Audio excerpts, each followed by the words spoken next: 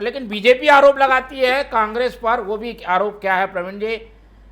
ये वंदे मातरम तो ये गाते हैं, बता रहे हैं कांग्रेसी, उनका तो संगठन का गीत भी है, फिर भी कांग्रेस आरोप क्यों लगाती है कि वंदे मातरम से कांग्रेस दूरी है या कांग्रेस ने काट छांट की? कांग्रेस बीजेपी के क्या आरोप है?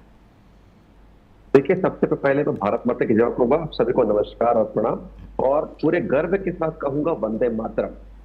और देखिए, सबसे महत्वपूर्ण प्रश्न जो कांग्रेस पूरे देश में ये प्रश्न उठा रही है कि अभी वंदे मातरम पर चर्चा क्यों?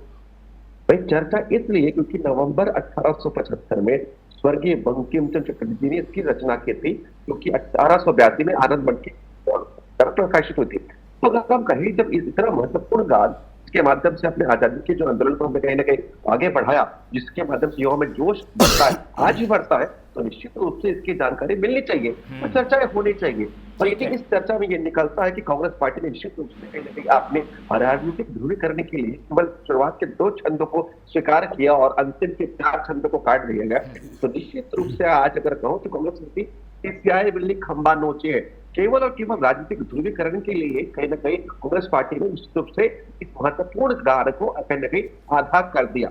और देखिए, ये जो बार बार संविधान सभा की ये दुहाई दे रहे हैं, कांग्रेस पार्टी के सम्मानित प्रवक्ता अजय गंगवानी जी बता दीजिए कि जब संविधान सभा के माध्यम से संविधान बना, क्या 1976 के पहले संविधान में सेक्युलर शब्द का उल्लेख था? क्या उल्लेख नहीं था?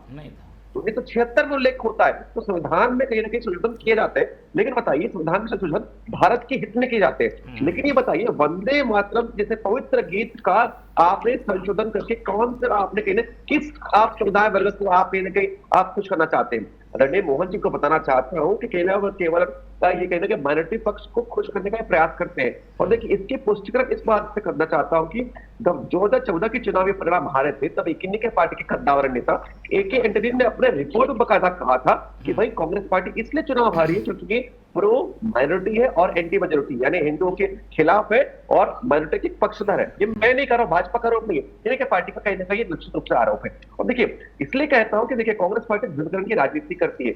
और देखिए, महत्वपूर्ण विषय पर धान के विषय पर हम बात करें या अन्य विषयों पर जब चर्चा हो रही है, ये बताइए कि leader of opposition Rahul Gandhi ji क्यों चर्चा से बॉयकॉट करते हैं? देखिए, स्वयं खुद आरोप लगाते हैं कि SIR हो रहा है, वोट चोरी हो रही है। कल के तारीख में पूरे देश और पूरे दुनिया ने देखा कि भाई, जिस विषय पर आदरणीय गृह मंत्री बकायदा पॉइंट टू पॉइंट उत्तर दे रहे थे, और जैसे ही शब्द उपयोग किया गया कि भाई भगवानों को भगाया जाता है, पता नहीं किसको पीड़ा लगती है कि कहीं ना कहीं कांग्रेस पार्टी अपने पर लेकर बॉयकॉट कर जाती है। तो जनता तो समझ रही है कि किसी विषय का उत्तर दिया जा रहा है तो बॉयकॉट करने वाले स्वयं भगोड़े हैं। ये मैं नहीं कह रहा हूं, जनता कह रही है। और देखिए, महत्वपूर्ण विषय ये है कि देखिए, जितने भी आरोप कांग्रेस पार्टी लगाते हैं, उस विषय पर एक भी साक्ष्य लेकर आप कोर्ट क्यों नहीं कर रहे?